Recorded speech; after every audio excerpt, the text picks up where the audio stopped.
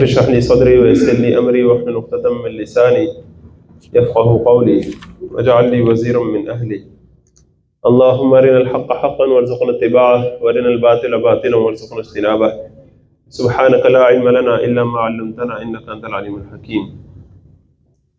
بسم اللہ الرحمن الرحیم. اب ہم سورۃ نساء کا آغاز کر رہے ہیں. سورۃ نساء اور سورۃ مائدہ جوڑے کی صورت میں سورۃ نساء میں شریعت کے احکامات بالخصوص معاشرتی احکامات بڑی تفصیل سے آتے ہیں.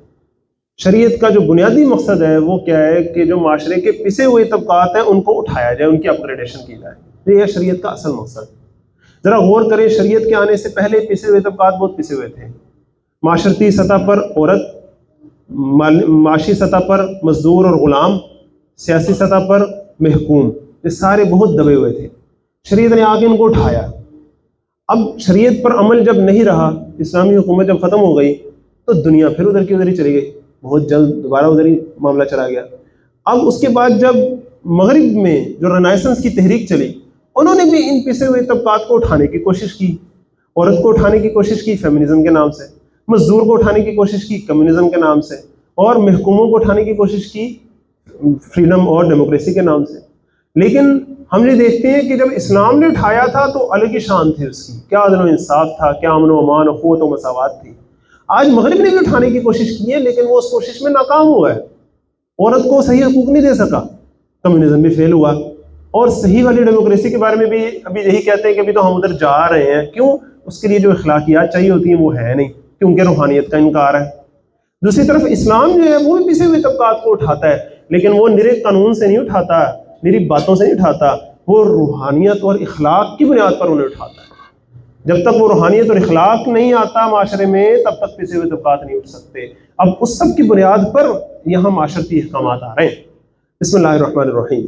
یا ایھا الناس, اے لوگو, اتقوا ربکم, ڈرو اپنے رب سے, الذی خلقکم, جس نے تم سب کو پیدا کیا, من نفس واحدۃ, ایک جان سے. پورا جو کلیش ہے مرد عورت کا, مالک مزدور کا, حاکم محکوم کا, کالے گورے کا, مختلف نسلوں کا, مختلف قبیلوں کا, یہ سارا کلیش ختم ہو جاتا ہے اس پہ کہ تم سب ایک ہو, کوئی اونچ نیچ نہیں, سب برابر ہے. اللہ کی نظر میں سب ایک ہے. اللہ واحد الہ ہے, تم سب اس کے عبادت کرنے والے ہو, سب اس کے غلام ہو.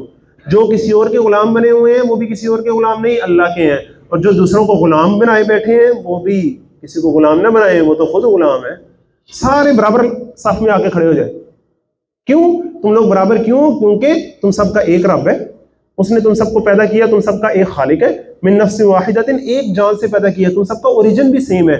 وخلق منها زوجها, اور اسی جان سے اس نے اس کا جوڑا بنایا. وبث منهما رجالا كثيرا ونساء, اور پھر آدم و حوا سے بہت سے مرد اور عورتیں اس نے پھیلا دی. تم سارے آپس میں ایک لحاظ سے تو بھائی بھائی ہو. واتقوا الله الذي تساءلون به والارحام, اور اللہ سے ڈرتے رہو جس اللہ کا واسطہ دے کر تم سوال کرتے ہو ایک دوسرے سے, اور والارحام, اور ڈرتے رہو رشتوں کی نزاکت سے بھی. جب کوئی اونچ نیچ ہو جاتی ہے تو اللہ کا نام ہی بیچ میں لاتے ہو نا, تو پہلے ہی اللہ سے ڈرتے رہو نا. اللہ تعالیٰ کے احکامات پر عمل کرو تو نوبت یہاں تک پہنچے ہی نا. والارحام, اور رحمی رشتے, ان کے بارے میں دھیان کرو. دیکھیں والارحام کے اوپر آخری جو زبر ہے نا, یہ حالت نصب ہے, اس کا کیا مطلب ہے؟ بی کیئرفل اباؤٹ اٹ, رحمی رشتوں کے بارے میں سیریسنس اختیار کرو. ان اللہ کان علیکم رقیبا, بے شک اللہ تم پر ہر وقت نگران ہے. وآتوا الیتامی اموالہم, اب پسے ہوئے طبقات میں سے نمبر 1 یتیم, پھر اس کے بعد یتیم بچی کا ذکر آئے گا, اور اس کے بعد پھر عورت کا ذکر آئے گا. ان 3 کا ذکر انشاءاللہ آج ہم کر کے بات کا اختتام کریں گے. وآتوا الیتامی اموالہم, اور یتیموں کو ان کے مال دے دیا کرو. یتیم کے مال ہڑپ نہ کر جائے گا. اب اس زمانے میں کیا تھا, جب کوئی یتیم رہ جاتا تھا اور اس کے والد فوت ہو جاتے تھے تو اس کا مال اس کے کسی رشتہ دار کی کسٹڈی میں آ جاتا تھا. اب وہ جو رشتہ دار ہے جس کے پاس یتیم کا مال ہے, ذرا غور کریں, اس کے پاس ایسا مال ہے جس کا اصل مالک وہ جو یتیم بچہ ہے وہ اس کی دیکھ بھال کرنے کے قابل نہیں ہے. ایسے ہی ہے نا, اس کے لیے وجود نہیں ہے, اویلیبل نہیں ہے. اب اس بندے کو کون روکے گا اس مال میں خرد کرنے سے؟ صرف اللہ کا تقویٰ. اور کوئی روک سکتا ہے اسے؟ صرف اللہ کا خوف سے روک سکتا ہے. یہ ایک خاص فارمولہ ہے. اب اس فارمولے کو اپلائی کریں مختلف جگہوں پر. جہاں بھی کسی شخص کے تحت ایسا مال آ جائے جس کا اصل مالک سر پر نہیں کھڑا, اور یہ بندہ اب صرف اللہ کے سہارے ہی کھڑا ہے, اللہ پر توکل کر کے وہ اب قائم رہے تو قائم رہے, اللہ کا خوف ہی اسے روک سکتا ہے. نہیں تو دنیا کے قانون کو تو وہ استعمال کر ہی سکتا ہے, اور دنیا کا قانون تو اس چوری کو پھر نہیں پکڑ سکتا. اب اس اصول کو جہاں جہاں اپلائی کرے تو کہاں کہاں اپلائی ہوگا بھلا؟ 4 بندے مل کے کاروبار کرتے ہیں، 3 سلیپ پارٹنر ہے، ایک کے پاس سارا سرمایہ ہے، اب وہ اس مال کا سرپرست ہے۔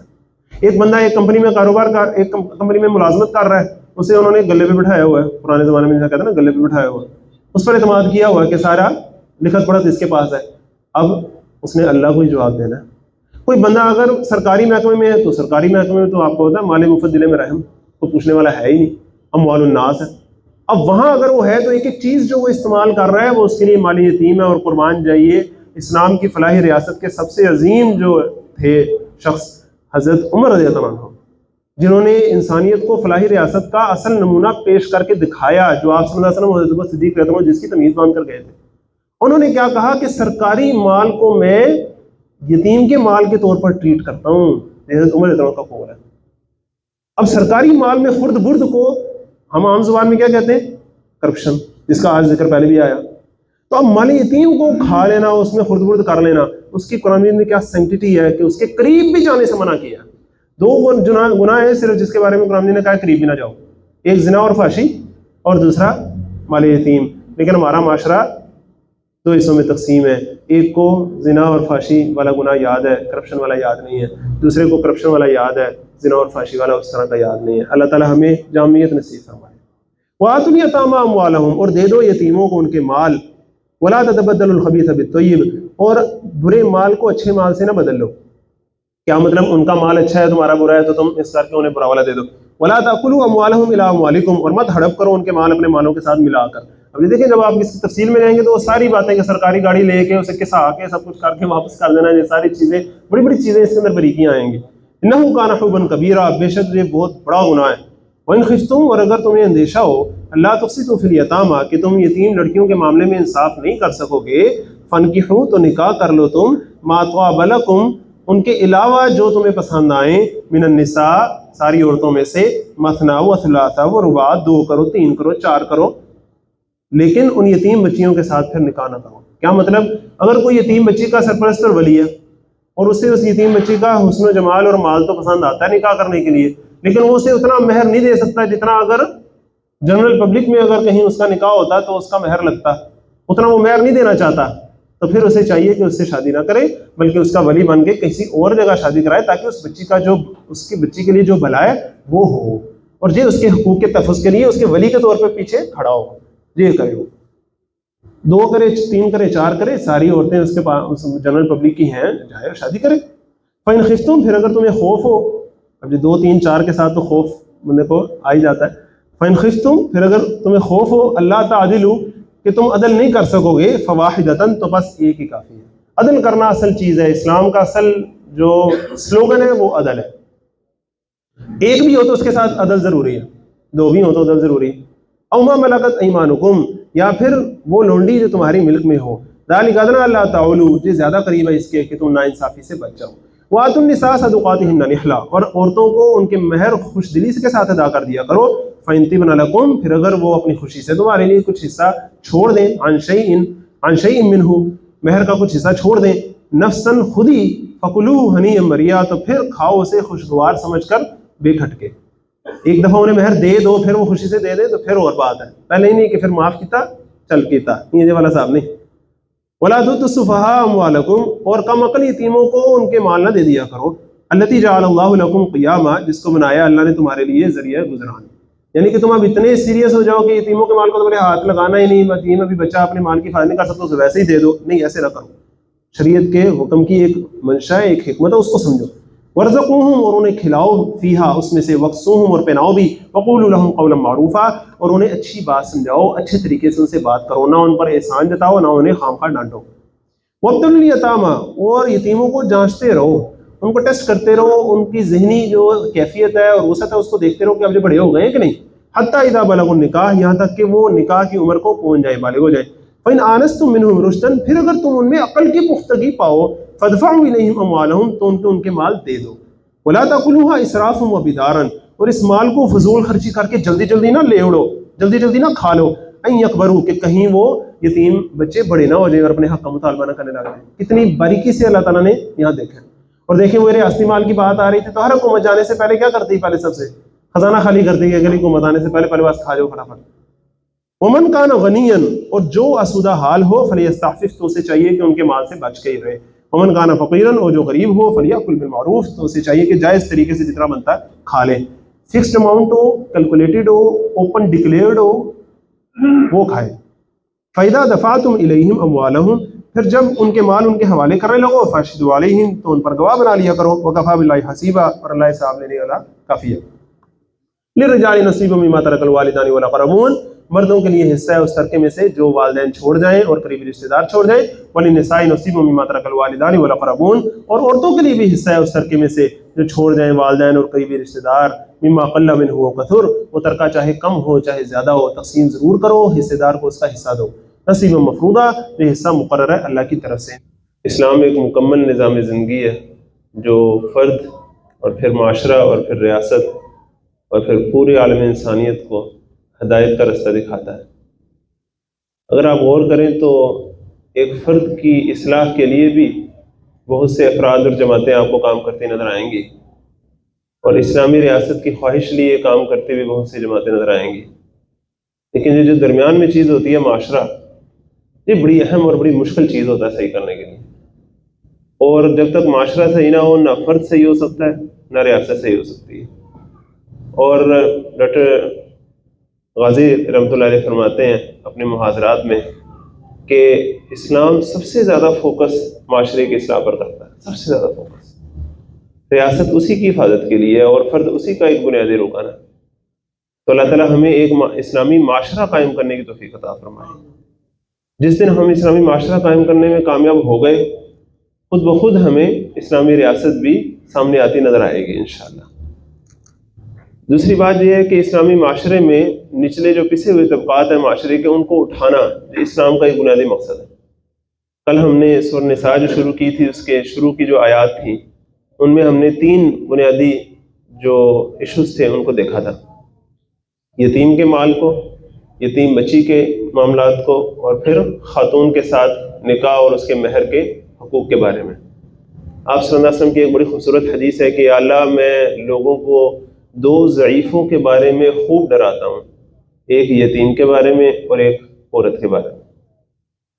معاشرے کے پسے ہوئے طبقات، ان کو جن کا کوئی پوچھنے والا نہیں ہے، جن کو اگر چھوڑ دیا جائے تو ان کے حقوق کا خیال رکھنے والا کوئی نہیں ہے، ان کو اٹھانا اسلام کا ایک بنیادی مقصد ہے، اور وہ اخلاق اور روحانیت کے بغیر ممکن نہیں ہے. اللہ تعالیٰ ہمیں ایسا اخلاق بھی نصیب فرمائے اور ایسی روحانیت بھی نصیب فرمائے.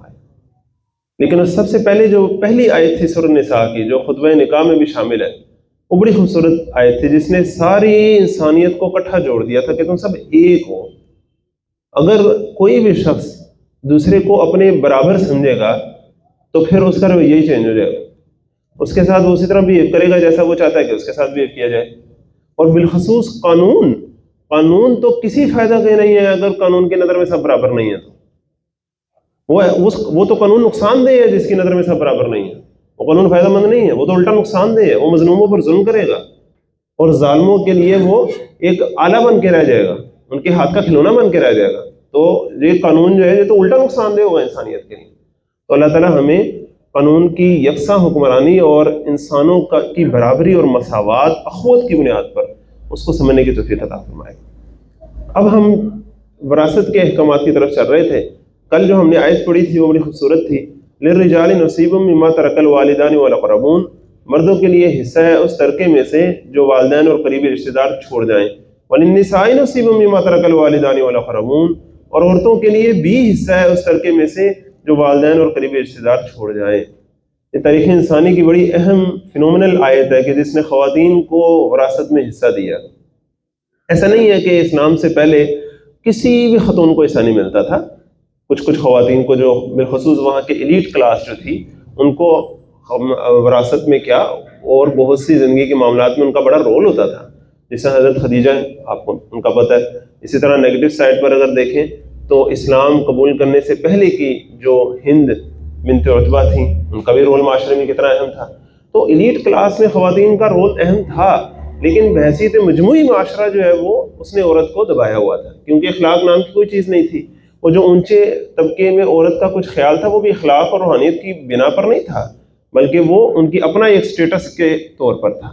اب یہاں پہلی دفعہ یہ شو کیا جا رہا ہے کہ مردوں کی طرح عورتوں کا بھی حصہ ہے ترکے میں، مما قل منہ ہو کثور، وہ ترکہ کام ہو چاہے زیادہ ہو، نصیبا مفروضہ، یہ حصہ مقرر کردہ ہے اللہ کی طرف سے، اور فرض کا لفظ یہاں آ رہا ہے۔ کل میں نے کچھ قانون سازی کی بات کی تھی کہ جو اسلام کی منشا کے مطابق نہیں تھی، اس میں نیب قوانین کی بات آئی تھی۔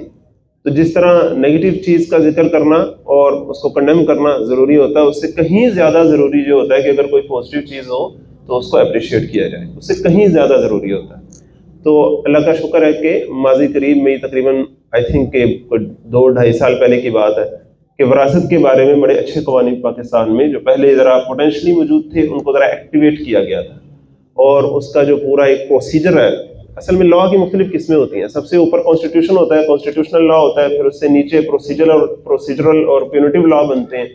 تو پروسیجرل اور پیونیٹیو لا کے لیول پر وراثت کے قوانین میں کافی بہتری آئی تھی، یعنی کہ حق تو ہے خاتون کا، عورت کا حق تو ہے، لیکن وہ لینے کا طریقہ کار زیادہ واضح نہیں تھا، اس کو مزید واضح کیا گیا۔ پھر اگر کوئی وہ حق نہیں دیتا تو یہ جرم تو ہے، لیکن اس جرم کو مزید ذرا ایکٹیویٹ کیا گیا تھا تاکہ معاشرے میں یہ چیز مزید بہتر ہو۔ اور آپ سب جانتے ہیں کہ تنظیم اسلامی کی طرف سے اس زمانے میں وراثت کے اوپر بڑی ایک بہترین مہم بھی چلائی گئی تھی، جس سے معاشرے میں بڑا اپریشیٹ بھی کیا گیا تھا۔ اور اصل میں اسی کی ضرورت ہوتی ہے کہ کوئی جماعت ایسی ہو جو عصبیتوں سے بالاتر ہو کر، بالکل مسلک اور سیاسی پارٹیوں کی عصبیت سے بالاتر ہو کر حق کی خاطر آواز اٹھانے والی ہو۔ اللہ تعالیٰ ہمیں اس کے لیے قبول فرمائے۔ وَإِذَا حَضَرَ الْقِسْمَةَ أُولُو الْقُرْبَى، اب ذرا دیکھیے وراثت کے معاملے کو قرآن مجید کتنی ڈیٹیل میں اور ڈیپتھ میں جا کے دیکھتا ہے۔ کوئی قانون یہاں تک نہیں جا سکتا جہاں تک اسلام جاتا ہے۔ وَإِذَا حَضَرَ الْقِسْمَةَ أُولُو الْقُرْبَى، اور جب تقسیم کے وقت رشتہ دار موجود ہوں، وَالْيَتَامَى وَالْمَسَاكِينَ، اور یتیم اور مسکین، فَارْزُقُوهُم مِّنْهُ، تو انہیں بھی کچھ نہ کچھ دے دو، وَقُولُوا لَهُمْ قَوْلًا مَّعْرُوفًا، اور ان سے معقول معروف اچھی بات کیا کرو۔ ذرا آپ اندازہ کریں کوئی قانون ایسا ہو سکتا ہے کہ بھئی آپ کا وراثت میں فلاں فلاں کا حصہ ہے، لیکن جب آپ تقسیم کر رہے ہو تو پاس جو لوگ کھڑے ہوں ان سے بھی اچھے طریقے سے بات کیا کریں، ان کو بھی کچھ نہ کچھ دے دیا کریں؟ کوئی قانون ایسا کر سکتا ہے؟ اسلام کا قانون ہے جو ایسا کرتا ہے کہ پاس اگر کوئی بندہ کھڑا ہے، کوئی ایسے لوگ کھڑے ہیں کہ جن کا حصہ تو بیچ میں نہیں ہے، تو خام خواہ انہیں برا بلانا کو تسی کسی سے آ گئے ہو جتنے پیسے بننے دے ایک دن ہی آ جاندے ہوتے نہیں، ایسی باتیں نہیں، بلکہ ان کو بھی کچھ نہ کچھ دے دو تاکہ محسوس ہو کہ ہم سب مل بانٹ کر کھانے والے ہیں۔ وَلْيَخْشَ الَّذِينَ لَوْ تَرَكُوا مِنْ خَلْفِهِمْ، یہاں ایک بات مزید غور کر لیں، جو ہم عام طور پر کہتے ہیں نا نظر لگ گئی نظر لگ گئی، وہ بھی نظر لگنے کے بھی دو انداز ہے نا۔ ایک ہے کہ جن کا حق آپ کے اوپر ہے، اگر آپ انہیں ٹائملی حق دیتے ہیں ان کا پراپر، تو پھر تو وہ آپ کی خوشی سے خوش ہوں گے نا۔ آپ اس کو ایک مثال سے سن لیں، ایک محلے میں 2 چودھری رہتے ہیں، ایک چودھری صاحب کا ساروں کو پتہ ہے کہ ان کی فصل کٹتی ہے یکم کو، یا ان کی پے آتی ہے یکم کو، یا ان کا بزنس کا حساب ہوتا ہے یکم کو، ان کو پیسے آتے ہیں، اس رات ہمارا جینا آرام ہو جاتا ہے، ادھر فائرنگیں ہوتی ہیں، ادھر ڈیک چلتے ہیں، ادھر جو ہے نا پورا رستہ بند کر دیتے ہیں، ہمارا ساروں کا جینا آرام کر دیتے ہیں۔ دوسرے ایک چودھری صاحب ہیں، ان کا ساروں کو پتہ ہے کہ جب ان کی فصل کٹتی ہے، ان کی پے آتی ہے، یا ان کا جب بزنس میں منافع ہوتا ہے تو یہ ہمارے گھر بھی کچھ بیچتے ہیں، سارے غریبوں کا خیال رکھتے ہیں۔ اب مجھے بتائیں نظر کس کو لگے گی اور دعائیں کس کو لگیں گی؟ سوچیں نا ذرا۔ تو چلو جو حسد کی نظر سے دیکھتا ہے وہ تو چلو اس کا گناہ ہوا نا، لیکن جو بندہ خود کر رہا ہے وہ تو اپنا احتیاط سے ذرا اپنا رویہ رکھے نا۔ وہ اگر فرض کرے اپنی خوشی میں سب کو شریک کرے گا تو لوگ اس کی خوشی سے خوش کیوں نہیں ہوں گے، اس کو دعائیں کیوں نہیں دیں گے؟ وَلْيَخْشَ الَّذِينَ لَوْ تَرَكُوا مِنْ خَلْفِهِمْ، اور چاہیے کہ جو لوگ ترکہ تقسیم کر رہے ہیں وہ ڈریں اس بات سے، لَوْ تَرَكُوا مِنْ خَلْفِهِمْ ذُرِّيَّةً ضِعَافًا، کہ اگر وہ اپنے پیچھے ایک کمزور اولاد چھوڑ جاتے، خَافُوا عَلَيْهِمْ، تو ان کے بارے میں انہیں کیسے کیسے اندیشے ہوتے ہیں۔ اسلام کا اصول کیا ہے کہ دوسرے کے ساتھ وہ کرو جو تم چاہتے ہو تمہارے ساتھ ہو، تو دوسرے کے یتیم بچوں کے ساتھ ویسے کرو جیسے تم چاہتے ہو تمہارے یتیم بچوں کے ساتھ کل کو۔ فَلْيَتَّقُوا اللَّهَ وَلْيَقُولُوا قَوْلًا سَدِيدًا، لہٰذا انہیں چاہیے کہ اللہ سے ڈریں اور ٹھیک ٹھیک صحیح صحیح بات کیا کریں۔ إِنَّ الَّذِينَ يَأْكُلُونَ أَمْوَالَ الْيَتَامَى، بے شک وہ لوگ جو یتیموں کا مال کھا جاتے ہیں۔ اب کل اس پر بات آئی تھی کہ یتیموں کا مال کھانا قرآن مجید کے نزدیک کتنی سینکٹیٹی کی بات ہے، اور حضرت عمر رضی اللہ عنہ کے قول کے مطابق ریاست کا مال بھی یتیموں کے مال کی طرح ہے۔ اور جو میں نے آپ کو حوالہ دیا تھا جس پروگرام کا، آپ کو مل بھی جائے گا یوٹیوب پر، بڑا اہم پروگرام تھا وہ، اس میں بہت سی احادیث تھیں، اور ایک حدیث مجھے یاد آ رہی ہے کہ وَمَن يَكْتُمْ غَالًّا فَإِنَّهُ مِثْلُهُ، جو کوئی کسی غال کو چھپائے گا، غال وہی غلول سے جو کل میں نے کہا تھا آپ سے، جو کوئی کسی کرپٹ بندے کے اوپر پردہ ڈالنے کی کوشش کرے گا، اس کو پروٹیکٹ کرنے کی کوشش کرے گا فَإِنَّهُ مِثْلُهُ، تو بس وہ بھی اسی کی طرح کا ہی ہے۔ اور جو کوئی ناحق اس طرح مال غصب کرتا ہے تو کیا ہوتا ہے، انما یأکلون فی بطونہم نارا، اگر کوئی ناحق یتیم کا مال کھا جاتا ہے تو وہ تو اپنے پیٹوں میں آگ ہی بھر رہے ہیں۔ اور معراج کی رات جو آپ صلی اللہ علیہ وسلم نے بہت بڑے بڑے عذاب جو دیکھے، ان میں سے 3 بڑے عذاب تھے، ایک سود کھانے والوں کا، ایک زنا کرنے والوں کا، اور ایک یتیموں کا مال کھا جانے والوں کا۔ یہ 3 بڑے گناہ ہیں جن کا آپ صلی اللہ علیہ وسلم نے مکی زندگی میں جب معراج کا سفر ہوا ہے تو ان گناہوں کے سزاؤں کا منظر آپ صلی اللہ علیہ وسلم نے دیکھا ہے۔ اللہ تعالیٰ ہمیں اس سے بچائے۔ وَسَيَصْلَوْنَ سَعِيرًا، اور ان قریب وہ بھڑکتی آگ میں جا پڑیں گے۔ اب آ رہی ہے وراثت کی تقسیم کے معاملات، لیکن اس سے پہلے اس کی سینکٹیٹی پہلے بتا دی گئی، کیونکہ اگر سینکٹیٹی نہیں ہوگی نظر میں تو پھر احکامات تو پھر کھیل بن کے رہ جائیں گے۔ اللہ تعالیٰ ہمیں سیریسنس کے ساتھ اس کو پڑھنے کی توفیق عطا فرمائے۔ اب ذرا دیکھیے، یوصیکم اللہ فی اولادکم، اللہ تعالیٰ تمہیں تمہاری اولاد کے بارے میں ہدایت کرتا ہے۔ للذکر مثل حظ الانثیین، مرد کا حصہ 2 عورتوں کے حصے کے برابر ہے۔ یہ بڑا خوبصورت انداز ہے، یہ نہیں کہا کہ عورت کا حصہ مرد کے حصے سے آدھا ہے۔ عام طور پہ ہم یہی جملہ سنتے ہیں نا کہ عورت کی وراثت آدھی ہے، جبکہ قرآن نے تو یہ کہا نہیں، قرآن نے کہا ہے مرد کا حصہ عورت سے 2 گنا ہے۔ بات اگرچہ ایک ہے لیکن پریزنٹ کرنے کا انداز ہے، مرد کا حصہ عورت کے حصے کے 2 گنا ہے۔ لہٰذا اب ڈیبیٹ یہ نہ کریں کہ عورت کا حصہ کم کیوں ہے، یہ تو ڈیبیٹ ہی نہیں ہے۔ ڈیبیٹ یہ ہے کہ مرد کا حصہ زیادہ کیوں ہے۔ ہاں، اس کی وجوہات بتائے دیتے ہیں۔ اس کی وجہ نمبر 1 یہ ہے کہ مرد ذمہ دار ہے اس اپنی بہن کا بھی کہ جس کو وراثت میں اس سے آدھا حصہ مل رہا ہے۔ اس بہن کو جو حصہ مل رہا ہے وہ اس کی اپنی ملکیت ہے، لیکن اس بھائی کو جو حصہ مل رہا ہے اس نے اس حصے میں سے خود بھی کھانا ہے، اپنی بہن کو بھی کھلانا ہے، پھر اپنے بیوی بچوں کو بھی پالنا ہے۔ جبکہ اس بہن کی جب شادی ہو جانی ہے تو اس نے اپنے شوہر اور بچوں کو نہیں پالنا بلکہ اس کو خود کسی نے پالنا ہے۔ پھر مزید بھائی کی جب شادی ہونی ہے اس نے مہر دینا ہے، اور خاتون کی جب شادی ہونی ہے تو اس نے مہر لینا ہے۔ اب اصل میں تو ہماری ہندوانہ رسومات ہے نا کہ مرد شادی کرتا ہے تو ڈھیروں جہیز آتا ہے، اور عورت شادی کرتی ہے تو ڈھیروں جہیز اسے دینا پڑتا ہے۔ اس میں اسلام کا تو قصور نہیں ہے تعلیمات کا۔ ہم چاہتے کیا ہیں کہ اپنے اس گلے سڑے رسومات والے نظام کے اندر ایک چیز اسلام کی لا کے فٹ کریں اور پھر دیکھیں کہ فائدہ تو نہیں ہوا۔ ابھی فائدہ کیسے ہونا تھا، تم نے پورا اوورال چیز دیکھنی تھی نا۔ اور کریں، جب ڈاکٹر کوئی نسخہ دیتا ہے تو اوورال ایک نسخہ ہے نا اس کا۔ آپ اپنی بدپریزیاں ساری جاری رکھیں، سارا کچھ کریں، پھر وہ دوائی کھا کے ڈاکٹر صاحب فرق نہیں پڑ رہا تو پھر نسخے کا تو قصور نہ ہوا، تو پھر بندے کا اپنا قصور ہوا۔ تو یوصیکم اللہ فی اولادکم للذکر مثل حظ الانثیین فإن کن نساء، پھر اگر وارث ہوں صرف لڑکیاں ہی، فوق اثنتین، 2 سے زیادہ، فلہن ثلث ما ترک، تو ان کے لیے 2/3 ہوگا پورے ترکے کا۔ وإن كانت واحدة، اور اگر ایک ہی لڑکی ہوگی، فلہا النصف، تو اس کے لیے کل ترکے کا نصف ہوگا۔ وَلِأَبَوَيْهِ لِكُلِّ وَاحِدٍ مِّنْهُمَا السُّدُسُ، اور میت کے ماں باپ کے لیے دونوں میں سے ہر ایک کے لیے 6واں حصہ ہے۔ ذرا اندازہ چیک کریں، یہاں انداز چیک کریں۔ میت کے ماں باپ کے لیے دونوں میں سے ہر ایک کے لیے 6واں حصہ ہے، مطلب ماں اور باپ دونوں کے لیے برابر ہو گیا نا۔ حالانکہ ماں تو خاتون ہے اور باپ مرد ہے۔ اس کا کیا مطلب ہوا کہ وہ جو ہم نے محسوس کیا ہوا ہے نا اور بہت مشہور کیا ہوا ہے کہ عورت کا حصہ آدھا ہے، عورت کا حصہ آدھا ہے، آدھا ہے، آدھا ہے، ہر صورت میں نہیں ہے، کسی صورت میں برابر بھی ہے، لیکن چونکہ ہم نے دینا ہی نہیں ہوتا تو اس لیے ہم آدھا کہہ کے اس کو بھی آدھے سے آدھا اور کر کے بالکل ختم کر دیتے ہیں۔ ذرا دیکھیں، بیٹی کے معاملے میں ہے کہ آدھا ہے، لیکن ماں باپ کے لیے تو برابر ہے دونوں کا۔ یہ ڈاکٹر غازی رحمۃ اللہ علیہ نے جب بات میں نے وہاں پڑھی محاضرات میں تو میں خود بھی بڑا حیران ہوا۔ انہوں نے کہا کہ بعض صورتوں میں مرد اور عورتوں کا حصہ برابر ہے، اور بعض استثنائی صورتوں میں تو عورت کا حصہ بڑھ بھی جاتا ہے۔ تو وَلِأَبَوَيْهِ لِكُلِّ وَاحِدٍ مِّنْهُمَا السُّدُسُ، اور میت کے ماں باپ کے لیے دونوں میں سے ہر ایک کے لیے 6واں حصہ ہے۔ مِمَّا تَرَكَ إِن كَانَ لَهُ وَلَدٌ، ترکے میں سے اگر میت کی کوئی اولاد ہو، فَإِن لَّمْ يَكُن لَّهُ وَلَدٌ، پھر اگر اس کی اولاد نہ ہو، وَوَرِثَهُ أَبَوَاهُ، اور اس کے ماں باپ بھی اس کے وارث بن رہے ہوں، فَلِأُمِّهِ الثُّلُثُ، تو اس کی ماں کا 1/3 حصہ ہے۔ فَإِن كَانَ لَهُ إِخْوَةٌ، پھر اگر میت کے بہن بھائی ہیں، فَلِأُمِّهِ السُّدُسُ، تو اس کی ماں کا 6واں حصہ ہے۔ من بعد وصیۃ یوصی بها أو دین، یہ سارے حصے نکالے جائیں گے وصیت پوری کرنے کے بعد جو میت نے کی ہوگی، او دین، یا قرض کی ادائیگی کے بعد جو میت پر واجب ہوگا۔ آباؤکم وابناؤکم، تمہارے ماں باپ اور تمہاری اولادیں، لا تدرون ایہم اقرب لکم نفعا، تم نہیں جانتے کہ ان میں سے کون تمہارے لیے نفع کے اعتبار سے زیادہ قریب ہے، کون زیادہ نفع بخش ہے تمہارے لیے۔ فریضۃ من اللہ، یہ حصے اللہ کی طرف سے مقرر ہیں۔ کیا مطلب، تمہیں اگر ایک بچہ اچھا لگتا ہے تو تمہارا دل ہے تم اس کو زیادہ دو، ماں باپ میں سے ایک سے تمہاری لڑائی ہے تو تم چاہتے ہو تم اس کو حصہ نہ ملے، تو یہ تمہاری चॉइस पर नहीं अल्लाह ताला ने रखा। क्यों? ये माल था किसका जो तकसीम हो रहा है? उस मैयत का। उस मैयत का तो था, लेकिन उस मैयत को किसने दिया था? अल्लाह ने दिया था ना।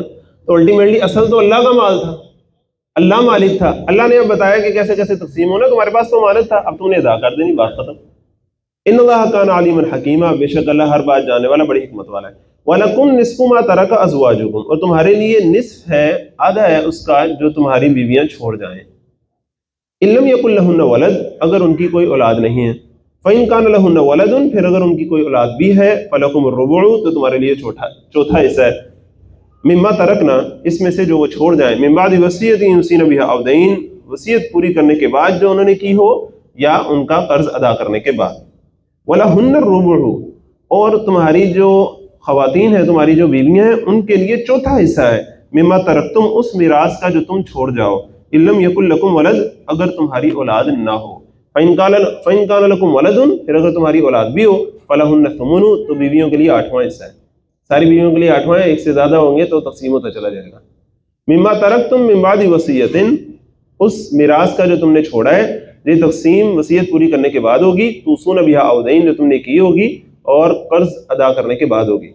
व इन कान रजुलन, और अगर कोई मर्द ऐसा हो, यूरसु, जिसकी मिरास तकसीम करना मतलूब है, कलालतन, कलाला हो। अब कलाला शरीयत में किसे कहते हैं? ऐसा बे औलाद कि उसके माँ बाप भी जिंदा ना हो। यानी कि 3 तरह के रिश्ते हैं ना, ऑफिशियली 2 तरह के रिश्ते हैं, एक वर्टिकल, एक हॉरिजॉन्टल। ठीक है, बहन भाई जो है वो इधर हॉरिजॉन्टल को चलते हैं, वालिदैन और औलाद ऊपर नीचे को चलते हैं।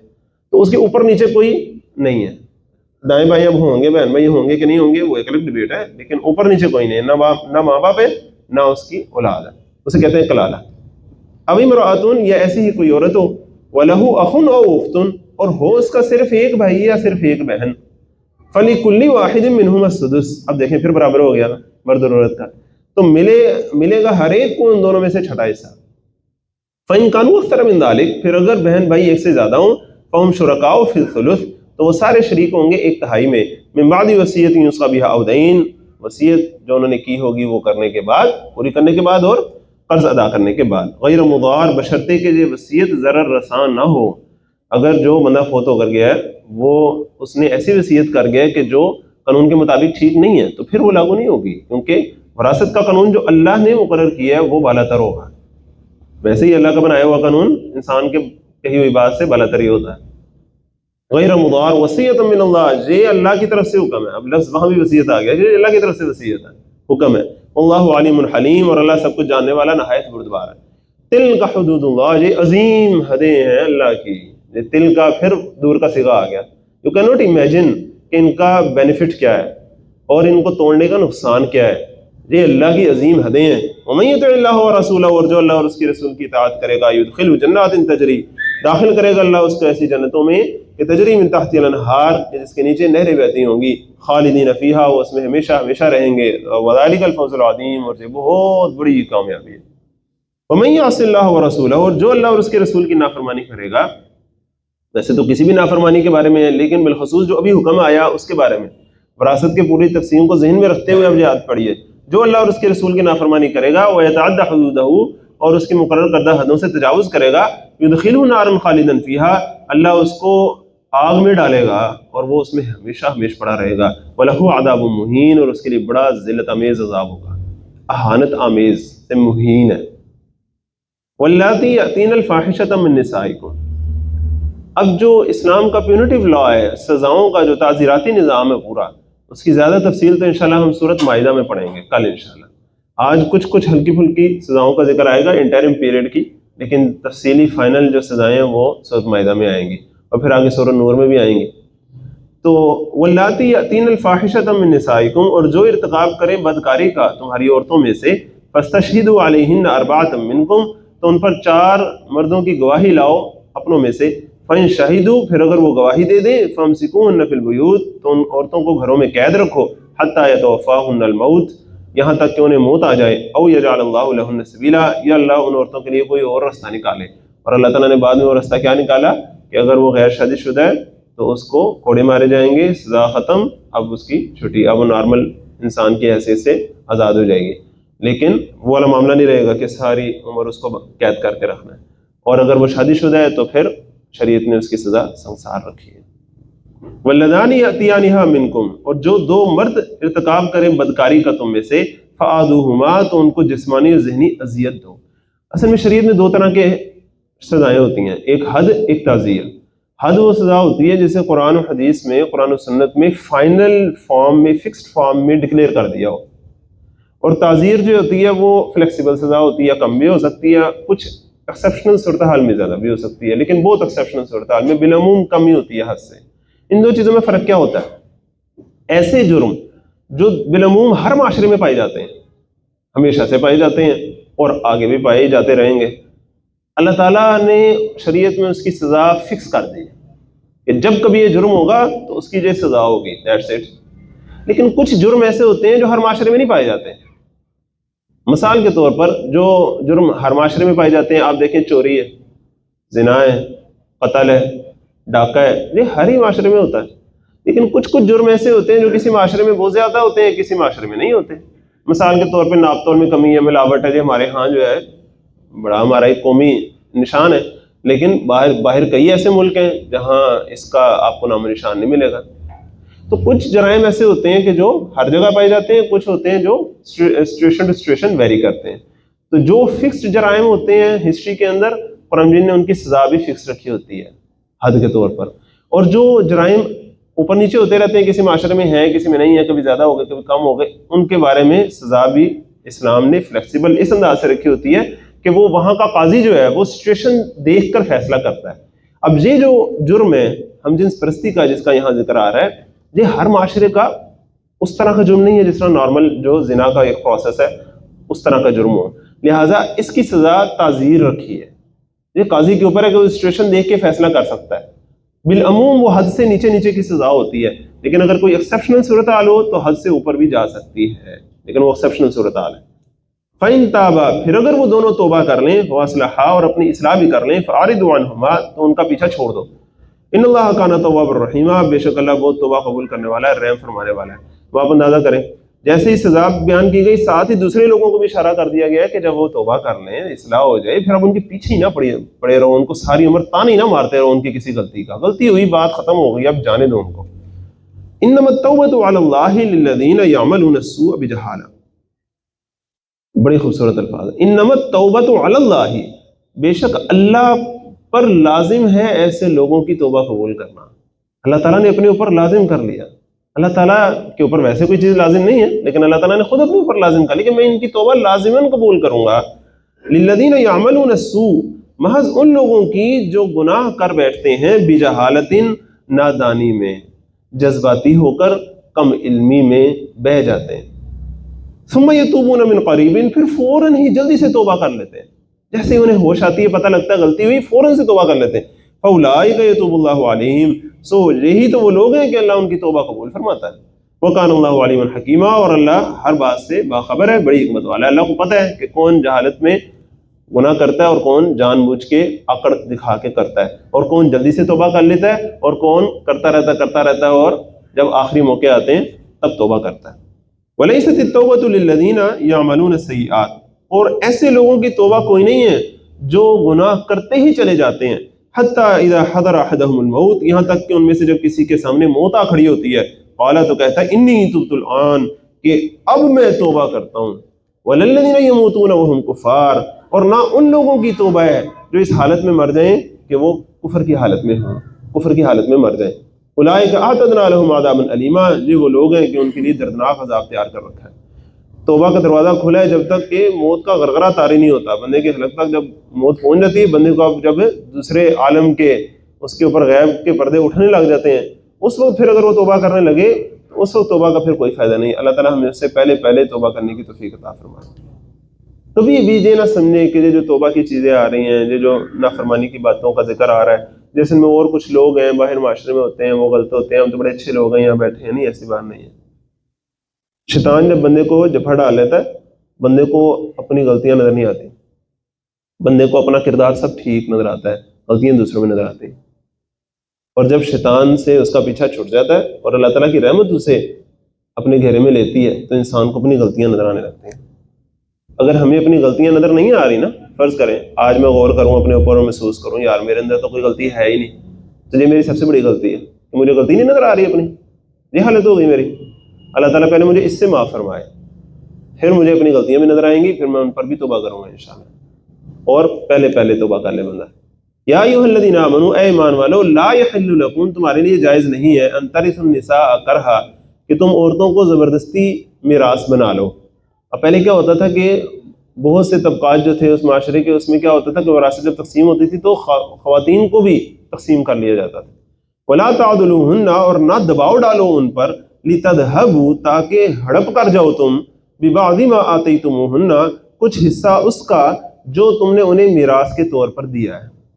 اب دیکھیں خاتون کو حصہ مقرر اللہ تعالیٰ نے کر کے دے دیا، لیکن اگر بندے نے قانون کی روح کے مطابق عمل نہ کرنا ہو تو پھر بندہ اس کو مذاق بنا لیتا ہے کہ ماں کا حصہ تو آ گیا، لیکن اب ماں ہے اس زمانے میں بھی اور اس زمانے میں بھی، بات بڑی عجیب ہے، لیکن بیوہ ہے نا وہ، اس کو حق حاصل ہے آگے بھی شادی کرنے کا۔ آپ کی بہن ہے اس کو بھی حق حاصل ہے، یہ جو ونی کے نام پر ہوتا ہے اور کیا کیا کچھ ہوتا ہے کہ اگر ہم نے بہن کی ہماری شادی ہو گئی، بیٹی کی شادی ہو گئی تو پھر تو وراثتی تقسیم ہو جائے گی، تو قرآن جی سے شادیاں کی ہوتی ہیں اور کیا کیا کچھ کیا ہوتا ہے، یہ سارا کچھ ہوتا ہے نا، یہ سارا کچھ ہوتا ہے جب انسان مال کے پیچھے جا کے انسانی حقوق کا دیوالیہ ہی نکال دے۔ تو کہا جا رہا ہے کہ ان خواتین کے ساتھ زیادتی نہ کرو، الا ان یاتین بفاحشۃ مبینہ، الا یہ کہ وہ صریح بدکاری کریں، صریح بدکاری کا ارتکاب کریں۔ وعاشروہن بالمعروف، اور عورتوں کے ساتھ اچھا رویہ رکھو۔ دو الفاظ ہیں صرف اور بڑے خوبصورت ہیں، وعاشروہن بالمعروف، ان کے ساتھ اچھا برتاؤ کرو۔ فَإِن كَرِهْتُمُوهُنَّ، پھر اگر تمہیں وہ ناپسند ہوں، فَعَسَىٰ أَن تَكْرَهُوا شَيْئًا، تو کوئی عجب نہیں ہے کہ تمہیں کوئی چیز پسند نہ ہو، وَيَجْعَلَ اللَّهُ فِيهِ خَيْرًا كَثِيرًا، اور اللہ نے اس میں خیر کثیر رکھی ہو۔ تمہیں اگر کسی کی شکل اب پسند نہیں رہی، تمہیں کسی کی جسمانی خوبصورتی اب پسند نہیں رہی، تو کیا پتہ اللہ تعالیٰ نے اس میں برکت رکھی ہو، اس میں اچھی تمہارے لیے نیک اولاد رکھی ہو، یہ اللہ تعالیٰ کے کام ہے۔ حضرت عمر رضی اللہ عنہ کے زمانے میں ایک بڑا خوبصورت ایک واقعہ ہے۔ ایک خاتون جو ہیں وہ آئیں اور حضرت عمر رضی اللہ عنہ سے انہوں نے شکایت کی کہ میرا جو بندہ ہے وہ کہتا ہے کہ میں نے تمہیں طلاق دینی ہے، حالانکہ اس کو میرے ساتھ کوئی مسئلہ نہیں ہے، 4 بچوں کی میں ماں ہوں، وہ کہتا ہے میں نے تمہیں طلاق دینی، میں نے نئی شادی کرنی۔ تو حضرت عمر رضی اللہ عنہ کہتے ہیں کہ بھئی تم لوگ آپس میں تو انبن چل رہی، کوئی مسئلہ ہے؟ کہتے ہیں مسئلہ تو کوئی نہیں، کہتا ہے میں نے طلاق دینی۔ وہ گئے اس بندے کے پاس، اپنی دکان پر تھا، بڑے ریکویسٹ کے انداز سے کہتے ہیں مجھے اس طرح پتہ چلا تو ہم بیوی کو کیوں طلاق دینا چاہتے ہیں؟ کہتا ہے امیر المومنین میں طلاق دے نہیں سکتا، میرا حق ہے، قانون نے مجھے اجازت دی ہے۔ تمہیں کہتے ہیں قانون نے تو تمہیں اجازت دی ہے، میں اس حوالے سے نہیں تمہیں پوچھ رہا، میں ویسے طور سے پوچھ رہا ہوں، کیوں دے رہے ہو تم؟ تو انہوں نے کہا بھائی میرا دل بھر گیا، مجھے وہ اب اچھی نہیں لگتی، میں اب نہیں کرنا چاہتا ہوں۔ انہوں نے کہا تم نے نہیں کرنی ہے یا نہیں کرنی وہ ایک علیحدہ بات ہے، لیکن تم اس بیچاری کو کیوں طلاق دینا چاہتے ہو جو اب تمہیں اچھی نہیں لگ رہی؟ اس نے تمہارے بچے پالے پوسے، اپنی ساری جوانی تمہارے بچوں میں گھلا دی، اب جب وہ جسم اس کا ڈھلک گیا تو تم کہہ رہے ہو کہ وہ تمہیں پسند نہیں ہے۔ اگر وہ اپنے جسم کا خیال رکھتی اور بچوں کو اگنور کرتی تو تم کہتے کتنی بری ماں ہے۔ تو ایسے نہ کرو، صرف جسمانی خوبصورتی کے تحت نہیں رشتے قائم رہتے، صرف اپرنٹ جو بیوٹی ہے اس کی بنیاد پر رشتے قائم نہیں رہتے، کوئی مودت ہوتی، کوئی رحمت ہوتی، کوئی لحاظ ہوتا ہے، تو لہٰذا گھر نہ توڑو۔ تو اس کو بھی تھوڑا خیال آیا، اس نے کہا ٹھیک ہے میرے میں ایسے کروں گا۔ یہ ہوتی ہے اسلامی ریاست جو کونسلنگ بھی کرتی ہے۔ اللہ تعالیٰ ہمیں ایسے اسلامی ریاست نصیب فرمائے جس میں کونسلنگ کے شعبے بھی ہوں، جس میں ساری چیزیں ہوں۔ وَإِنْ أَرَدْتُمُ اسْتِبْدَالَ زَوْجٍ مَكَانَ زَوْجٍ، اور اگر تم ایک بیوی کی جگہ دوسری بیوی بدلنا چاہتے ہو، فرض کرو کسی کو چھوڑ کے دوسری لے کر آنا چاہتے ہو، وَآتَيْتُمْ إِحْدَاهُنَّ قِنْطَارًا، اور تم ان میں سے کسی ایک کو ڈھیروں مال دے چکے ہو، فَلَا تَأْخُذُوا مِنْهُ شَيْئًا، تو اس میں سے کچھ بھی واپس نہ لو۔ یہ بڑے خوبصورت الفاظ ہیں۔ اب آپ اندازہ کریں ایک بیوی سے جب تعلق ہوا، اب شروع میں بڑا ایک رومانٹک سا دور ہے، ہنی مون پیریڈ ہے، اس سے تحفے پہ تحفے ہو رہے ہیں، یہ ہو رہا ہے وہ ہو رہا ہے۔ اب جب اسے چھوڑنے لگے ہیں، دوسری لے کے آنے لگے، اب سارے اس سے چھینے بندہ، یہ کوئی اچھی عادت نہیں ہے۔ یہاں تک آپ اندازہ کریں کہ جب طلاق دے رہے ہیں ایک کو، تب اگر یہ باتیں کہی جا رہی ہیں، ہمارے ہاں کیا ہوتا ہے کہ ایک بیوی ہے اس کو رکھنا ہے لیکن دوسری لے کر آنی ہے۔ یہ دوسری شادی آج کا بڑا ایک کرنٹ ایشو ہے، بالخصوص جو 30s 40s کے جو لوگ ہیں ان کے لیے تو یہ بہت بڑا ایشو ہے۔ کیوں بلا؟ جب جوانی میں ان کی شادی ہوتی ہے، والدین کرتے ہیں، نہ اپنے پاؤں پر کھڑے ہوتے ہیں، نہ معاشی طور پہ اتنے مضبوط ہوتے ہیں، شادی ان کی ہو جاتی ہے۔ جب وہ ذرا بڑی عمر کو پہنچتے ہیں، ان کے پاس 4 پیسے آتے ہیں، وہ بیوی جو ان کے ساتھ موٹر سائیکل پہ کھجل ہوتی رہتی پورے شہر میں، اب انہیں وہ اتنی اچھی نہیں لگتی جب ان کے پاس گاڑی آ جاتی ہے تو اب انہیں اور بیوی کی تلاش ہوتی ہے. اب اگر کرنی ہے دوسری، اسلام نے اجازت دی ہے، اس کو کون روک سکتا ہے؟ لیکن اس کا مطلب یہ تو نہیں ہے کہ پہلے کے حق مارو، تم پہلے کے ساتھ زیادتی کرو. پہلے کو اس کے حق پورے دو، اس کے دیے ہوئے جو تم نے اسے اسٹیٹس دیا ہوا ہے لائف کا، اسے جو محبت دی ہوئی ہے، اس کو جو کیئر دی ہوئی ہے، وہ سب اس سے چھیننے کا کیا مطلب ہے؟ جو تم نے اسے دیا ہو وہ اسے واپس ڈالو. وَآتَيْتُمْ إِحْدَاهُنَّ قِنْطَارًا فَلَا تَأْخُذُوا مِنْهُ شَيْئًا أَتَأْخُذُونَهُ بُهْتَانًا وَإِثْمًا مُبِينًا، کیا تم وہ مال اس سے بہتان لگا کر اور صریح ظلم کر کے لوگے؟ اب کیا ہوتا تھا کہ اگر پیچھے ذکر آیا نا کہ اگر اس نے کھلی بے حیائی کا ارتکاب کیا تو پھر لے سکتے ہو، تو اب اس کا مطلب ہے کہ نعوذ باللہ پھر تم اس پر گندے گندے الزام لگاؤ گے تاکہ تم اس سے مال لے لو. وَكَيْفَ تَأْخُذُونَهُ، بھلا کیسے تم لے سکتے ہو اس سے یہ سارا کچھ واپس؟ وَقَدْ أَفْضَىٰ بَعْضُكُمْ إِلَىٰ بَعْضٍ، جبکہ تم ایک دوسرے کے ساتھ یکجان ہو چکے تھے. وَأَخَذْنَا مِنْكُمْ مِيثَاقًا غَلِيظًا، اور وہ تم سے پختہ عہد لے چکی تھیں جب وہ نکاح میں آئی تھی. کتنا پکا وعدہ انہوں نے لیا تھا کہ تم ساری زندگی ان کے جان مال عزت آبرو روٹی کپڑا مکان سب چیزوں کا تحفظ کرو گے، ان کی تعلیم کا، ان کی صحت کا، ان کے جذبات کا خیال رکھو گے. اور کتنا پکا وعدہ لیا تھا انہوں نے، تم سارا کچھ بھول گئے. وَلَا تَنكِحُوا مَا نَكَحَ آبَاؤُكُمْ، اور نہ نکاح کرو تم ان سے جن سے تمہارے باپ نکاح کر چکے ہوں، من النساء، ان عورتوں سے، الا ما قد سلف، مگر جو پہلے ہو چکا سو ہو چکا. اب کیا ہوتا تھا کہ پہلے اپنی ستیلی ماں کو بھی نعوذ باللہ اپنے نکاح میں رکھ لیا جاتا تھا تاکہ مال جو ہے ہمارا وہ ادھر ادھر نہ نکل جائے. اب اس کو خود بھی محسوس ہوتا تھا کہ میں نے کیا تو کام برا ہے، لیکن اب کیا کریں، اب پیسوں کی خاطر کر رہے ہیں. انہو کانا فاحشۃ ومقتا، یہ بے شک کھلی بے حیائی تھی اور بڑا قابل نفرت کام تھا، اس کو نکاح مقت کہتے تھے. وساء سبیلا، اور بہت ہی بری راہ ہے. اب وہ خوبصورت آیت آ گئی اہم، جس نے پورے معاشرے کو ایک نیا رنگ دے دیا. حرمت علیکم امہاتکم وبناتکم واخواتکم وعماتکم وخالاتکم، حرام کر دی گئی تم پر تمہاری مائیں، تمہاری بیٹیاں، تمہاری بہنیں، تمہاری پھوپھیاں، تمہاری خالائیں. وبنات الاخ وبنات الاخت، تمہاری بھتیجیاں، تمہاری بھانجیاں. وامہاتکم اللاتی ارضعنکم، اور وہ مائیں جنہوں نے تمہیں دودھ پلایا، رضائی مائیں. واخواتکم من الرضاعہ، اور تمہاری دو شریک بہنیں، رضائی بہنیں. وامہات نسائکم، اور تمہاری بیویوں کی مائیں، تمہاری ساسیں.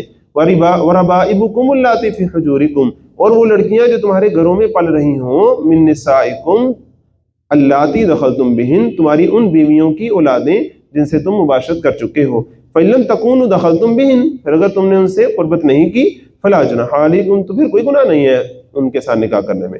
وَحَلَائِلُ أَبْنَائِكُمُ الَّذِينَ مِنْ أَصْلَابِكُمْ، اور بیویاں تمہارے ان بیٹوں کی جو تمہارے صلب سے ہوں، حقیقی بیٹے ہوں، منہ بولے بیٹے نہیں.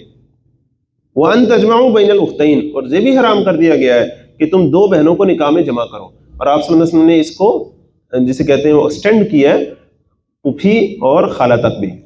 وَأَن تَجْمَعُوا بَيْنَ الْأُخْتَيْنِ إِلَّا مَا قَدْ سَلَفَ، مگر جو کچھ پہلے ہو چکا سو ہو چکا. إِنَّ اللَّهَ كَانَ غَفُورًا رَحِيمًا، بے شک اللہ معاف کرنے والا ہے، ہر حالت میں رحم فرمانے والا ہے. اب یہ ابدی جو محرم رشتے ہیں ان کا ذکر آیا، اور ساتھ ایک جو عارضی محرم ہوتا ہے کہ آپ کی جو مسز ہیں ان کی جو بہن ہے، وہ جب تک مسز آپ کے نکاح میں ہے تب تک جو سالی ہے اس سے نکاح جائز نہیں ہے. والمحصنات من النساء، اور حرام کی گئی تم پر شوہر والی عورتیں. بڑی جسے کہتے ہیں نا ڈھٹی آیت ہے. آپ اندازہ کریں وہ محرمات کی ایک لسٹ آ رہی ہے، اور یہ آیت جو شروع ہو رہی ہے جہاں سے سپارہ شروع ہو رہا ہے، جملہ ابھی کنٹینیو ہے، اس لیے بریکٹ کے اندر لکھا ہوا اور حرام کی گئی تم پر شوہر والی عورتیں، یعنی کہ جس اللہ نے تم پر حرام کی ہیں، تمہاری مائیں، تمہاری بیٹیاں، تمہاری بہنیں، اسی اللہ نے تم پر وہ عورتیں بھی حرام کر دی ہیں جو پہلے سے کسی کے نکاح میں ہیں. جو کسی کے نکاح میں ہیں وہ تمہارے لیے اتنی ہی تقدس رکھنی چاہیے. اللہ تعالیٰ ہمیں یہ سینکٹیٹی نصیب فرمائے. والمحصنات من النساء، اور شوہر والی عورتیں، ان کا بڑا معاشرے میں مقام ہونا چاہیے. الا ما ملکت ایمانکم، مگر وہ جو جنگ میں قید ہو کر تمہارے ہاتھ آ جائیں، ان کا معاملہ مختلف ہے. کتاب اللہ علیکم، یہ اللہ کا قانون ہے جس کی پابندی تم پر لازم ہے. وَأُحِلَّ لَكُمْ، اور حلال ہے تمہارے لیے، ما وراء ذالکم، وہ ساری عورتیں جو ان کے علاوہ ہیں، ان تبتغوا باموالکم، اس طرح کہ تم ان کو اپنے مال خرچ کر کے حاصل کرو. تو آپ اندازہ کریں گنتی کی چند رشتے ہیں جو اللہ تعالیٰ نے حرام کی ہیں، باقی ساری تمہارے لیے حلال ہیں. لیکن شیطان کیا کرے گا؟ شیطان تمہیں اسی حرام میں ملوث کروانے کی کوشش کرے گا. ساری جنت جو ہے وہ حلال ہے، ایک درخت منع ہے، شیطان تمہیں کہے گا اسی درخت کا پھل کھاؤ. اسی طرح اللہ تعالیٰ نے تم پر حلال بہت سی دنیا کتنے کروڑوں لوگ ہیں دنیا میں، سارے تمہارے اوپر حلال ہیں اگر تم تھرو پراپر چینل ایکٹ کرو تو. لیکن جو حرام ہے اس سے بچنے کی انسان کوشش کرے. وَأُحِلَّ لَكُم مَّا وَرَاءَ ذَلِكُم، اور حلال ہیں تمہارے لیے وہ عورتیں جو ان کے علاوہ ہیں، ان تبتغوا بِأَمْوَالِكُم، اس طرح کہ تم ان کو اپنے مال خرچ کر کے حاصل کرو، محسنین غیر مصافحین۔ یہ نکاح کا اصل مقصد، الفاظ دیکھیں، محسنین، یہ جو محسن لفظ ہے نا، اس کا اصل مادہ ہے حسن سے، حا صاد نون، حسن کہتے ہیں قلعے کو۔ اس مادے سے دو لفظ یہاں آنے ہیں آپ کے سامنے، ایک محسن، ایک محسنات۔ محسن کہتے ہیں ایسے مرد کو کہ جس کا کوئی قلعہ ہو۔ اب آج کل آپ کو پتہ ہے مختلف سیزن وغیرہ کے ذریعے آپ کو پتہ ہے کہ قلعے دار کی کیا اہمیت ہوتی ہے۔ تو فرض کریں کسی بندے کا ایک قلعہ ہے، وہ اس کا مالک ہے، وہ اپنے قلعے میں پروٹیکشن دیتا ہے کسی کو۔ اب وہ اس کے ساتھ کیا کرے، اس کو خوراک کا بندوبست کرے گا، اس کو پروٹیکٹ کرے گا باہر کے دشمنوں سے، اور اندرونی جتنی بھی اس کی ضرورتیں ہیں خوراک کی، باقی جتنی بھی، وہ ساری اس کی پوری کرے گا۔ تو یہ ہوتا ہے محسن، جو دوسرے کو اپنی پناہ میں، اپنی حفاظت میں رکھنے والا ہو۔ تو نکاح کا اصل مقصد کیا ہے بھلا؟ نکاح کا اصل مقصد ہے کہ دنیا جو ہے وہ پوری بڑی کلیش پر مشتمل ہے، بڑے اس میں خطرات ہیں، بڑے اس میں اونچ نیچ ہے، لیکن دو لوگوں کو اللہ تعالیٰ اپنے نام پر جوڑ دیتا ہے، اور مرد جو ہے وہ خاتون کو اپنے قلعے میں محفوظ رکھتا ہے، اسے نہ باہر کے کسی خطرے سے دو چار ہونے دیتا ہے، نہ اپنے کسی خطرے میں اسے شامل حال ہونے دیتا ہے۔ اس بات کو ذرا سمجھیں، نہ کسی اور کو اس پر حملہ کرنے دیتا ہے، نہ خود اس پر ظلم کرتا ہے۔ کیوں بھلا؟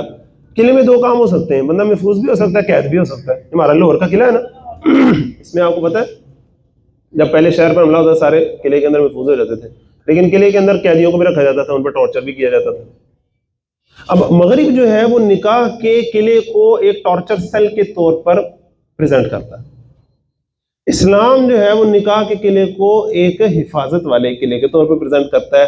Now it depends upon you and me, ہم مردوں پر یہ ڈیپینڈ کرتا ہے کہ ہم اس قلعے کو کیا ثابت کرتے ہیں۔ اگر ہم اس قلعے کو یہ ثابت کرتے ہیں کہ واقعی یہ ایک ٹارچر سیل ہے، تو پھر تو ان کی جیت ہوئی، اور اگر ہم اس نکاح کے قلعے کو یہ ثابت کرتے ہیں کہ نہیں یہ تو پروٹیکشن کی جگہ ہے، تو پھر اسلام کے احکامات کی روح ثابت ہوئی۔ تو اللہ تعالیٰ ہمیں اسلام کے ساتھ کھڑے ہونے کی توفیق عطا فرمائے۔ محسنین غیر مصافحین، قلعے میں ان کو محفوظ کرنے کے لیے، نہ کہ بدکاری کی خاطر، نری لذت پوری کرنے کے لیے نہیں۔ نکاح کا مقصد نری لذت پوری کرنا نہیں ہے، اور اسی سے ملتے جلتے لفظ آگے مزید آئیں گے، وَلَا مُتَّخِذَاتِ أَخْدَانٍ، کہ چوری چھپے یاریاں کرنے کے لیے نہیں ہوتا نکاح۔ ہم نے نکاح کا اور ہی مقصد بنا دیا کہ پہلے کچھ اور چلتا رہا، چوری چھپے معاملات چلتے رہے، اور بالکل جسے کہتے ہیں نا وہ حیوانی جذبات کے تحت رشتے اور تعلقات چلتے رہے، بالآخر جی پھر ہم نے بالآخر نکاح کر لیا۔ وہ بھی نکاح کا مقصد یہ نہیں ہوتا، نکاح کا مقصد بڑا اعلیٰ مقصد ہوتا ہے۔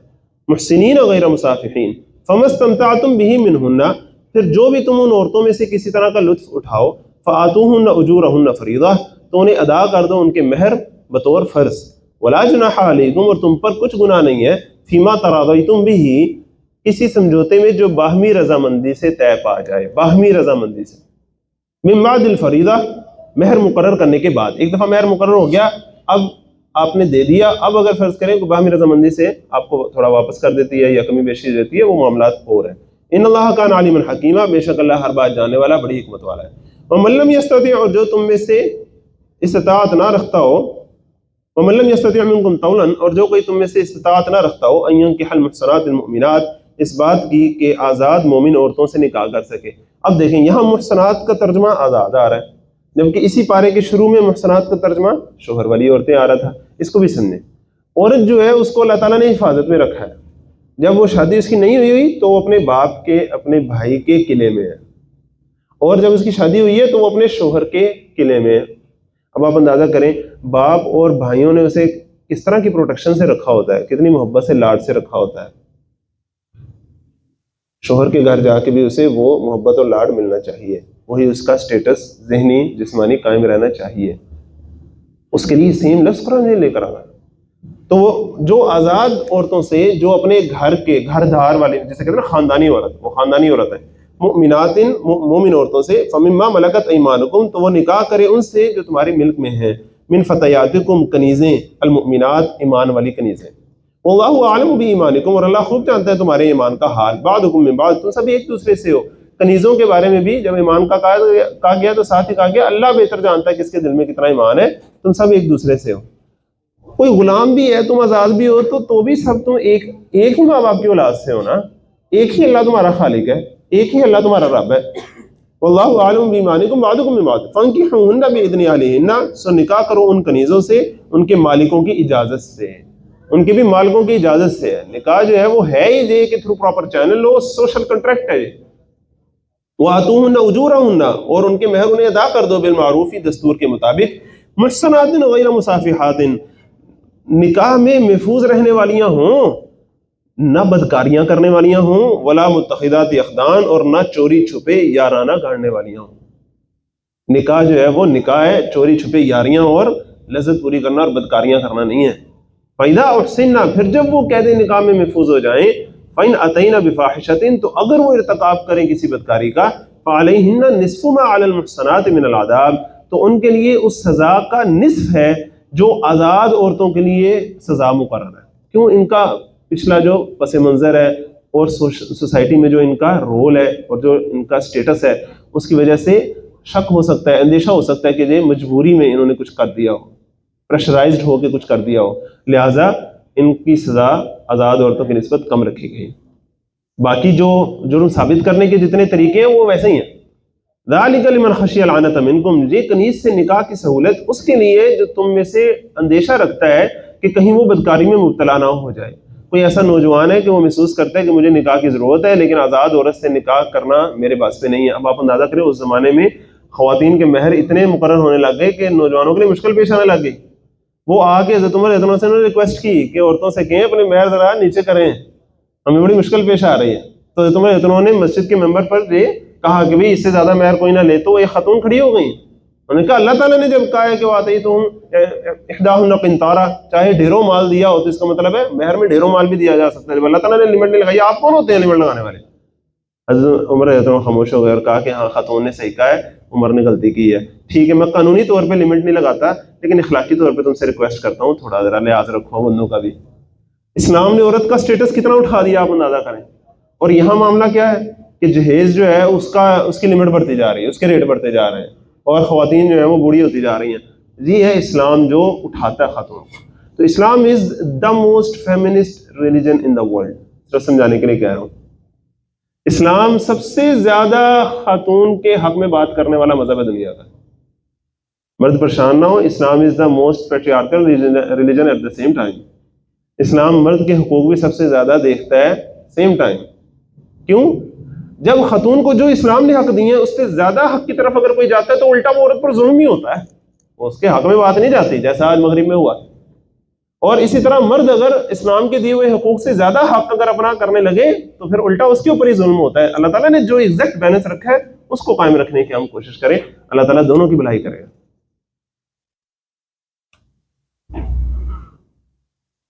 وَأَن تَصْبِرُوا خَيْرٌ لَكُمْ، اور یہ کہ صبر سے کام لو تم تو یہ تمہارے لیے بہتر ہے.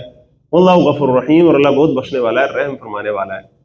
یرید اللہ لیبین لکم، اللہ چاہتا ہے کہ تمہارے لیے اپنے احکام کھول کھول کر بیان کر دے. ویہدیکم سنن الذین من قبلکم، اور تمہیں ان لوگوں کے طریقوں پر چلائے جو تم سے پہلے تھے.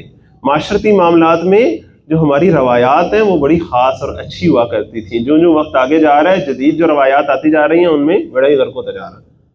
وَيَتُوبَ عَلَيْكُمْ، اور تمہاری توبہ قبول کر لے. اللہ علیم الحکیم، اور اللہ ہر بات جاننے والا بڑی حکمت والا ہے. اللہ یرید ان یتوب علیکم، اور اللہ تو چاہتا ہے کہ تمہاری توبہ قبول فرما لے. ویرید الذین یتبعون الشہوات، اور مگر وہ لوگ جو خواہشات نفس کی پیروی کرتے ہیں، ان تمیلوا میلا عظیما، وہ چاہتے ہیں کہ تم راہ راست سے بہت دور جا کے بہت دور چلے جاؤ. یرید اللہ ان یخفف عنکم، اللہ چاہتا ہے کہ تمہارا بوجھ ہلکا کرے. اندازہ کریں اللہ تعالیٰ نے نکاح کا رستہ رکھا، نہ رکھتا تو ان نفسانی جذبات کو پورا کرنے کا تمہارے پاس کیا رستہ ہوتا، کتنی مشکل ہوتی ہے تمہارے لیے. اللہ تعالیٰ نے آسانی کر دی. مزید اللہ تعالیٰ نے یہ جو پورا تھرو پراپر چینل ایک نکاح کا طریقہ رکھا تاکہ سوسائٹی میں انارکی پیدا نہ ہو، جنسی بے روی پیدا نہ ہو. یہ بھی تمہارے لیے آسانی کا رستہ رکھا ہے اللہ تعالیٰ نے. اگر زنا ہوتا تو تم بڑی مشکل میں پڑ جاتے.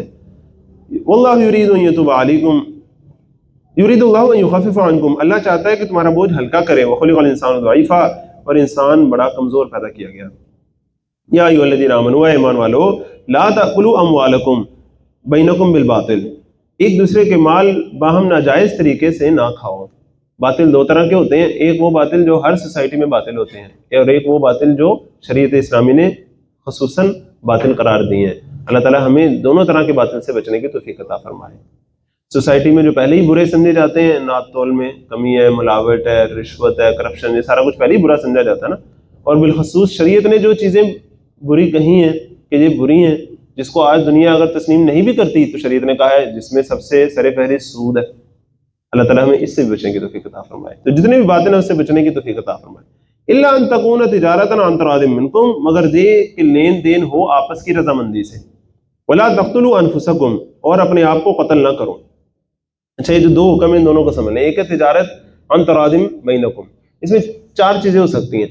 किसी की मजबूरी से फ़ायदा उठाकर या किसी की लाइल्मी से फ़ायदा उठाकर कुछ लेन देन करना, कारोबार करना, ये अच्छी बात नहीं है।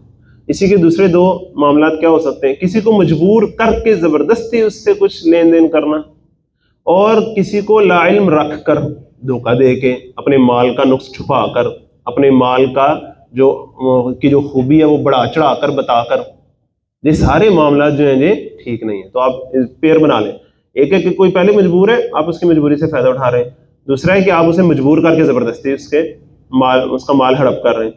तीसरा क्या है कि पहले से लाइल्म में आप उसकी लाइल्मी का फ़ायदा उठा रहे हैं। और चौथा क्या है कि आप उसे लाइल्म रख कर उसके माल से फ़ायदा उठा रहे हैं। ये सारी चीज़ें ठीक नहीं हैं। बाहमी रजामंदी से तिजारत होनी चाहिए। वला तक़्तुलू अनफुसकुम, और ना कत्ल करो अपने आप को। ये जो जुमला है इसके बहुत सी डायमेंशन है। एक ये कि जब तुम किसी को कत्ल करते हो तो अल्टीमेटली तुम पूरे माशरे का कत्ल कर रहे हो, जो मुनासिब नहीं है बात। और ख़ुदकुशी भी ना करो। अगर तुम खुदकुशी करोगे तो वो भी इस्लाम के असूल के मुताबिक नहीं है और वो भी जायज़ नहीं है। अल्लाह ताला हमें इन चीज़ों को समझने की तौफीक अता फरमाए। इन्नल्लाह काना बिकुम रहीमा, बेशक अल्लाह तुम पर बहुत मेहरबान है। अच्छा, ये जो निकाह तलाक के मसाइल आ रहे थे, फाशी और यानी के मसाइल आ रहे थे, बीच में हलाल खाने की बात आ गई। हलाल खाया हो तो हलाल लगता है। अल्लाह ताला हमारा रिज्क हलाल करे तो माशरत भी सुधरती है। और अगर हराम से इंसान अपना पेट पाल रहा हो, अपनी औलाद को हराम खिला रहा हो, तो फिर वो हलाल मामलात आगे नहीं चलते। वमन यफ़अल ज़ालिका उद्वाना व ज़ुल्मन, जो शख्स करेगा ऐसे काम ज़्यादती और जुल्म से, फसौफ़ नुस्लीहि नारा, तो अनकरीब हम उसे झोंकेंगे बड़ी आग में। वकाना ज़ालिका अलल्लाहि यसीरा, और ये काम अल्लाह ताला के लिए बड़ा आसान है। इन तजतनिबू कबाइरा मा तुनहून, अगर तुम ऐसे बड़े बड़े गुनाहों से मना होते रहोगे, बचते रहोगे जिनसे तुम्हें मना किया जा रहा है, अनहु जिनसे, नुकफ्फिर अन्कुम सय्यातिकुम, तो हम तुम्हारी छोटी मोटी बुराइयां माफ कर देंगे। वनुदखिलकुम मुदखलन करीमा, और हम तुम्हें इज्जत और एहतराम वाली जगह में दाखिल करेंगे। ये जो बड़े बड़े गुनाहों का जिक्र आ रहा है ना यहाँ, इनसे बचने पे ज्यादा फोकस करो। हम जब दीनदार होने की कोशिश करते हैं, छोटी छोटी चीजों पर ज्यादा फोकस करते हैं। बिलखसूस हमारा जो बिल्कुल एक ऐसा तस्वुर बन गया दीन का कि छोटी छोटी चीजों पर तो बहुत ज्यादा जोर आजमाई है, और उस पर तो फतवे हैं, और उस पर तो फिरके हैं, और पता नहीं क्या क्या कुछ है। जबकि बड़े बड़े जो जराइम है उसमें सारी मुलव्वस है। अल्लाह ताला हमें इससे बचने की तौफीक अता फरमाए। विरासत, यतीम का माल, नाहक माल खाना किसी का, फाशी और यानी जिना, ये बड़ी बड़ी चीजें हैं। अल्लाह ताला हमें इनसे बचने की तौफीक अता फरमाए। वला तमन्नु मा फज़्ज़लल्लाहु बिही बअदकुम अला बअद, और तमन्ना न किया करो ऐसी बात की जिसमें अल्लाह ताला ने तुम में से बाज़ को बाज़ पर फजीलत दी है। जेलसी नहीं होनी चाहिए माशरे के अंदर। सबको पता होना चाहिए कि अल्लाह ताला की देन है, अल्लाह ताला ने उसे दी, मैं उस अल्लाह से मांगू वो मुझे भी देगा। लिर्रिजाली नसीबुम मिम्मा इक्तसबू, मर्दों के लिए हिस्सा है उसमें से जो उन्होंने कमाया। वलिन्निसाई नसीबुम मिम्मा इक्तसबन, और औरतों के लिए हिस्सा है उसमें से जो उन्होंने कमाया। वस्अलुल्लाह मिन फज़ली, और अल्लाह से उसका फजल मांगो। इन्नल्लाह कान बिकुल्लि शैइन अलीमा, बेशक अल्लाह हर चीज़ के बारे में सब कुछ जानने वाला है। वलिकुल्लिन जअलना मवालिया, और सब के लिए हमने वारिस मुकर्रर किए हैं। मिम्मा तरकल वालिदान वल अक़रबून, उसमें जो वालिदैन और करीबी रिश्तेदार छोड़ जाएं। वल्लज़ीना अक़दत अयमानुकुम, और रहे वो लोग जिनसे तुमने अहद व पैमान कर रखा है। फ़ातूहुम नसीबहुम, सो उन्हें भी उनका हिस्सा दो। वादे पूरे करोगे, वसीयत पूरी करोगे। इन्नल्लाह कान अला कुल्लि शैइन शहीदा, बेशक अल्लाह हर चीज़ पर निगरान है।